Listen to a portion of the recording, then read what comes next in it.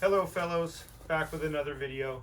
I'm working on this 2013 Ford Explorer, and I came across a situation that is very common amongst all of the majority of the Ford all-wheel drive vehicles.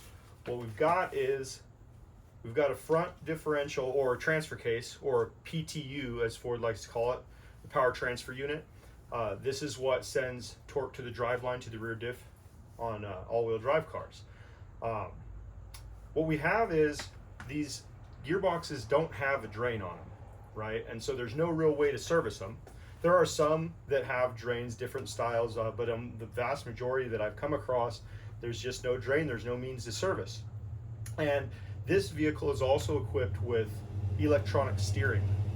Now, the electronic steering on a Ford is built into the rack and pinion, and so there's a big motor on the rack and pinion, and that motor is right next to the transfer case. I'll take you down there in a minute and I'll show you what I'm talking about. It's very difficult to check the transfer case.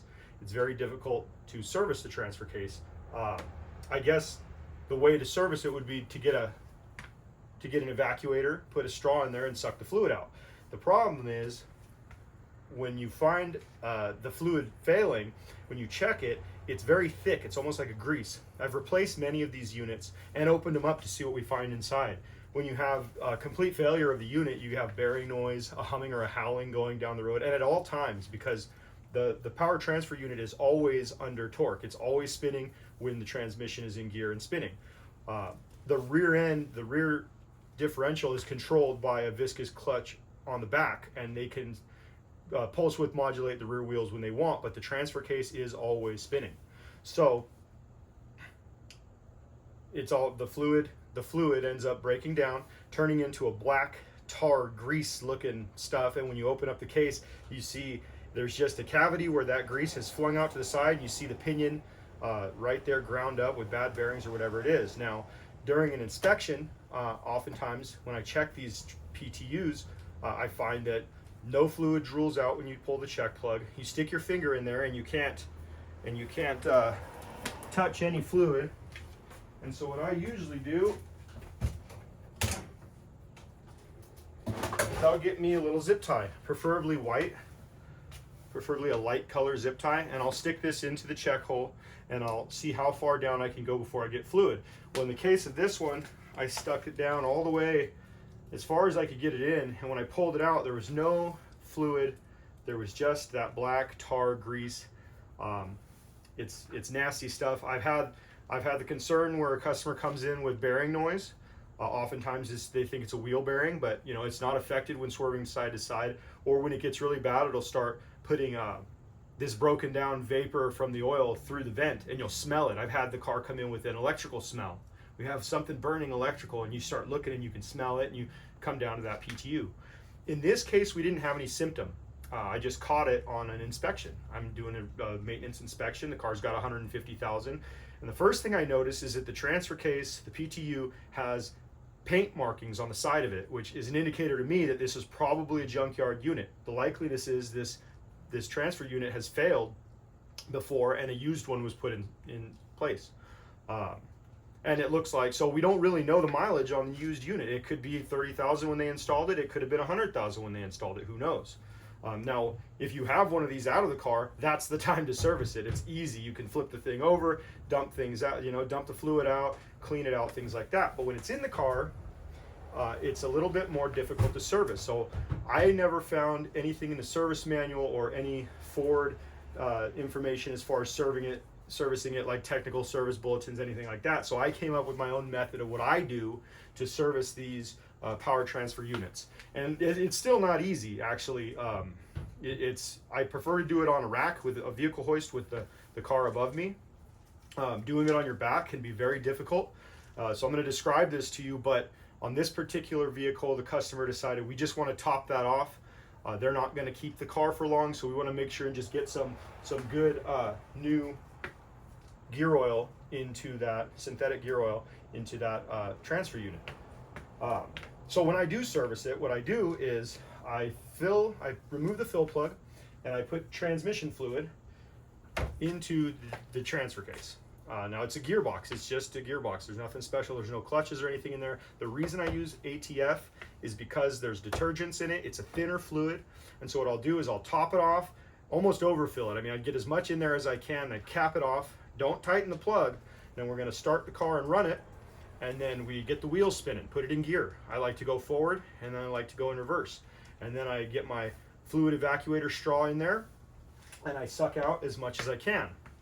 At that point, you know, obviously turn the car off, go down below, pull the drain plug, suck out as much ATF as you can, and then refill it with ATF again. I usually do this as many times as it takes to get a full bottle of ATF through that. And then I suck out as much as I can, and then I install the proper gear oil into the gearbox. You might notice, I mean, this is ATF plus 4. This would not be the correct ATF for this vehicle, but this would work fine to do what we're trying to do to service that PTU. I have found in many cases after doing this service that we get tens of thousands of more miles out of that PTU. To replace a PTU, it's about a 5-6 hour job. The catalytic converter's coming off, so you might be dealing with broken exhaust bolts. In the case of having an electronic steering rack, the steering rack will likely have to come off. It's substantially easier to do if you're dealing with a hydraulic power steering system, because in that case you have a pump that's over by the belts. It's not by your transfer case. The whole steering system is just out of your way if you're dealing with the hydraulic system. So I'm going to get down there and show you on this gearbox just how tough it is to access. It's very difficult. Most of the time when you go in for service and you have a lube oil filter service done, the gearboxes should be checked. But when you see the check plug on this, you'll understand why many times people don't check it. Not only is it very difficult to get to, it's even more difficult to get to when the vehicle's hot, because the catalytic converter also is right there. So when you're doing the service that I designed to do with the transmission fluid and sucking that out, it's very difficult to get back in there after you've run it forward and reverse, and then you're trying to suck that fluid out. You're right next to a hot exhaust. It's good to try to not run it too long and start the service with the vehicle cold, because you're just going to be working right by that cat, and burning your hand is almost part of the job. I imagine, I mean, based on the way that it's designed, I don't know what Ford's intention was to not put a drain plug on this. Perhaps they just want you to run it until it blows up and then replace the PTU. I mean, it's a really good job to do as a mechanic. You dropping the diff and dropping the PTU, taking the cat off and everything. It's a gravy job. They love doing it. It's lucrative for the shop. But I mean, I just don't think it's fair to the customer to have a design like this where a gearbox that is under drive torque the whole time, there's no means of servicing it. Why would you not put a drain plug on that? I don't know. Well, anyway, let's get under there and take a look at this fill plug. All right, let's shimmy under here.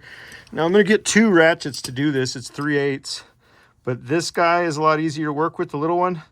But when you go to break it loose, the big one's going to be the one you want. A long reach ratchet will help, because when you look up there, you see here's the exhaust. It's nice and cold right now. There's your catalytic converter, right? Here is our PTU. You can see the axle coming out. It attaches to the transmission. And then, see if I can get over here where you can see the drive line going out. This is the snoot, right? That's the output. That's the output flange of the PTU right here, and out to your rear end. So when you get up here and you say, well, let's find that check plug. Where is that thing? It's right up there. Right? Now look at, up here is your steering rack, your power steering rack, right there, obstructing your access. Let's come in from the back side, because I know you might think, well, let's go over the top of the subframe. All right, let's see what kind of access we have from the top of the subframe. Look at that plug right here. This is more difficult. See, there's your steering. That's your steering rack. That's the big motor for your power steering. When this big motor is out of your way, this is substantially easier to deal with. What you can't see in this shot is just how close that catalytic converter is to my hand right now. I mean, I'm touching the back of my hand on the cat. So getting this loose, I mean, I come from the backside if it's got hydraulic steering, but when it doesn't, we got to get in from right here. Now, typically I would prefer to not use a flex head, right? A solid rigid ratchet is generally better to get up there. Just break it loose.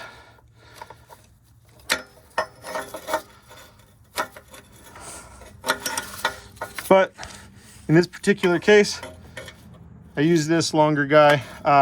Right now, with my phone in my hand, I need both hands to get this thing off. But we're in luck because I've already loosened it and checked it during the inspection, so I can use the little guy to get up in here.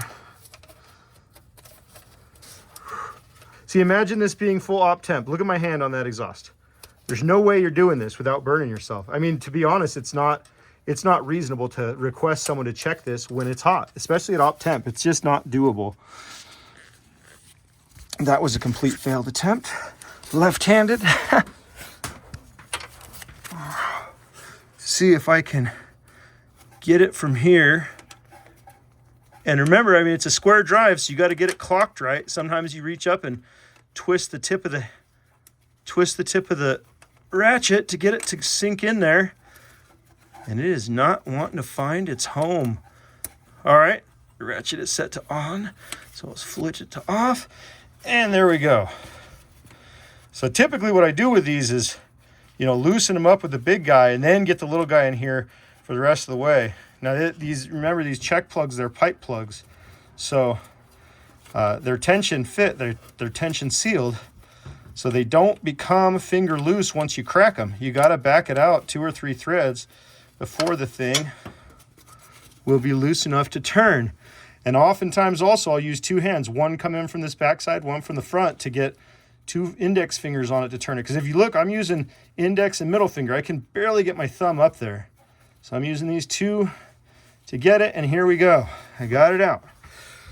So let's see. You see the tip of that? I mean, look at that stuff. That's just grease, and it's stinky, and it's a magnet, so it's holding.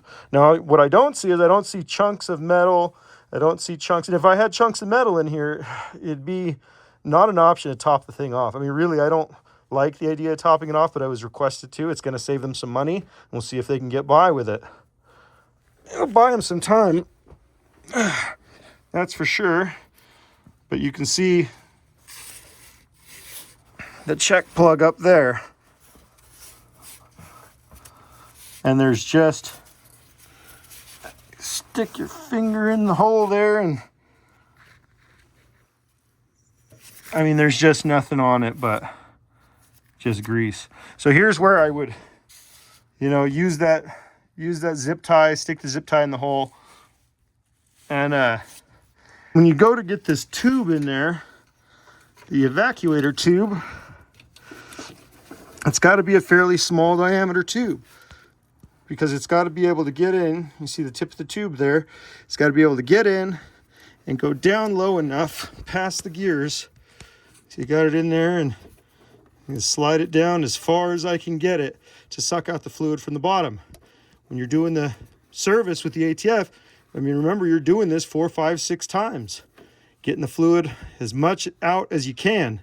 So I got this thing, I'm gonna put my finger here on the tube, and I'm gonna leave it, I'm gonna hold it tight, so when I pull it out, I can kind of use it like a dipstick and see. Oh, we got down there, got a little bit of fluid on there, but look how far down. See, the zip tie only went down 1.5 inches. I didn't see nothing. So we do have a little bit of fluid, which is actually good. That's a really good thing. Man, it would really be good to service this thing instead of top it off. So that's pretty much the long and the short of it. I did want to show you, when I say fluid evacuator, this is what I'm talking about.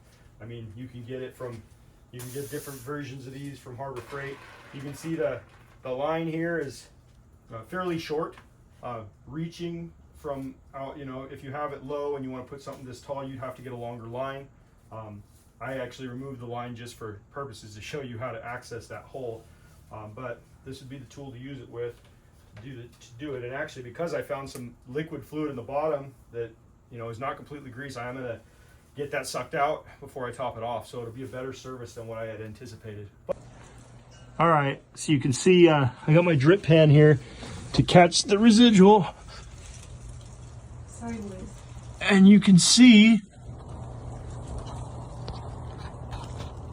if you can see, if I can get a clear shot of where the hose is going in. Actually, it's looking like it's almost full right now. Yeah, we're probably good and full. I did get a little bit of squirt in there before I hooked that hose up, but yeah, right now that's full. We just need to take that hose out and let it finish dripping. But this, I mean, look at the gap trying to get in there, you know, with that bag is just super difficult. Yeah, we're definitely full. Look at it flowing out right now. So, oh, what a mess. I'm gonna have to degrease this exhaust and clean it up and then drive it, burn that off before I let it go. All right, we're looking good. So, in order to get that hose in there, I had to come down behind the engine, right? Down behind the engine and come in from the top.